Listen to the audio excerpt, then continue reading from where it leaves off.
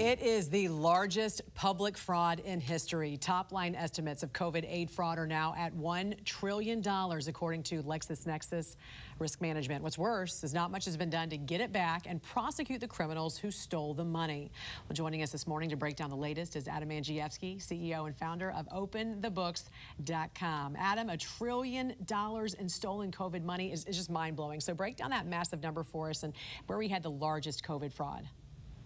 Well, Jan, incredibly, it's been 4 years since the pandemic started, and the federal government still hasn't given us a top-line estimate, their estimate of the total fraud. So that's left it to third-party organizations like LexisNexis to come up with an estimate, and theirs is a absolutely stunning $1 trillion.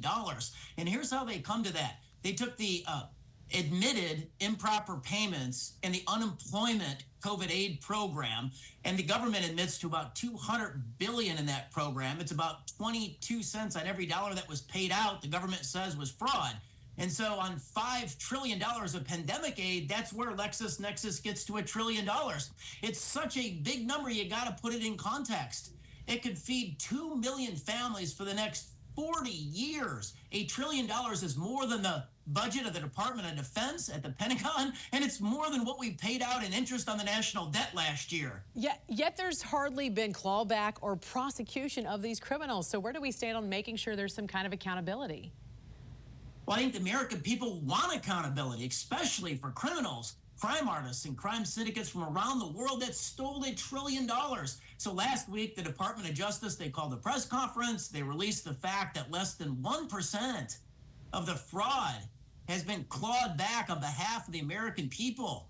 And so, look, that's 3,500 bad actors that they've caught for about $2 billion worth of fraud. But even on that, they only got 70 cents back on the dollar.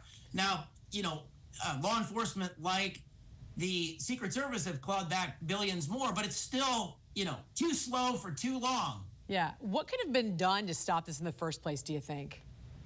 So, look, facial recognition, virtually everyone's name, birth date, and social security number was stolen by the fraudsters. They converted that quickly into cash.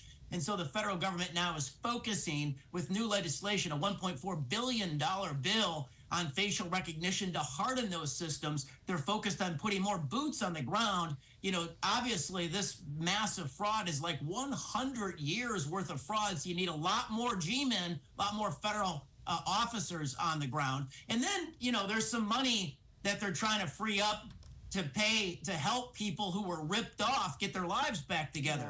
Yeah, and there was proposed legislation in Congress right now to spend, another $1.4 billion on law enforcement efforts to prosecute and reclaim some of that stolen money.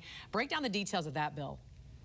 So that would increase the statute of limitations. They just need more time to go after the bad actors. From 5 years to 10 years, that's a really good idea. They're having success, it looks like, for those actors that stole between $150,000 and $1 million.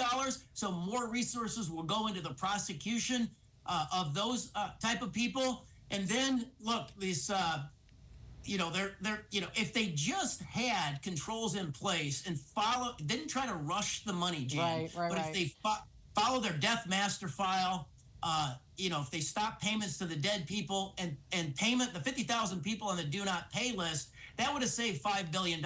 And now those things finally are in the new legislation. Has the government learned their lesson at this point, do you think? What systems have been put into place to make sure this doesn't happen again?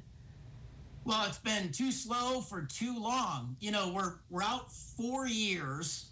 It's 3 years since Attorney General Merrick Garland instituted the COVID fraud crews and teams, and still less than 1% has been clawed back. And so, look, I think, what we need is a much more robust effort. Government needs to move much faster in this area because the systems haven't been hardened yet.